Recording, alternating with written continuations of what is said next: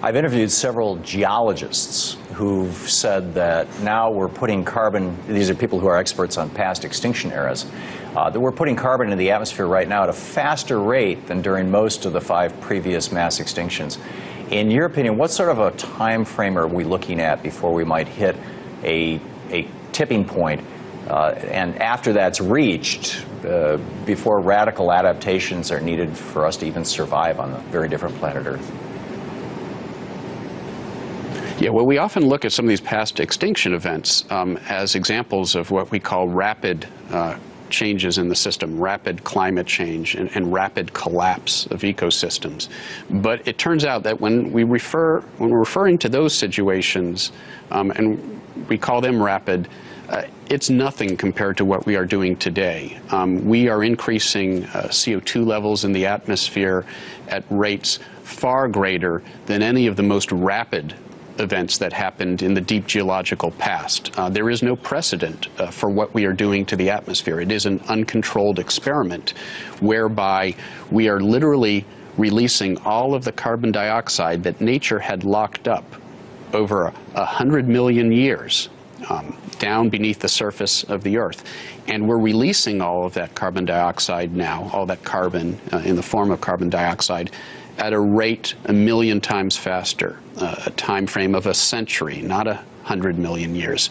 And there is no evidence when we look to the past for any precedent for the rate of change in atmospheric composition that we're causing and the rates of change in climate that we can expect as we continue to burn fossil fuels and elevate these greenhouse gas concentrations.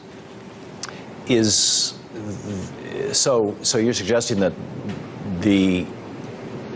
what we're doing, is it possible the 7 billion people burning fossil fuels for a couple of centuries, and we're solidly a century into this, could produce an outcome that geologists, 100 million years from now might look back at and go, oh, look at the fossil record, there's an extinction event? Well, that's right. I mean, we have other scientists who have looked at what we're doing, in terms of the extinction of species by climate change, but due to other human impacts as well over the last several centuries. We are already in the midst of one of the great extinction events of all time in the entire history of the Earth. And climate change is, of course, one of the most serious contributing factors. Once again, we are literally changing the composition of the atmosphere and the climate at rates far greater than happened naturally in the past. And what that means is that we are subjecting living things to rates of change that they simply haven't evolved to deal with. Rates of change that are well outside of what we might reasonably call the adaptive capacity of ecosystems, of species, and of human beings, of human civilization. Yeah.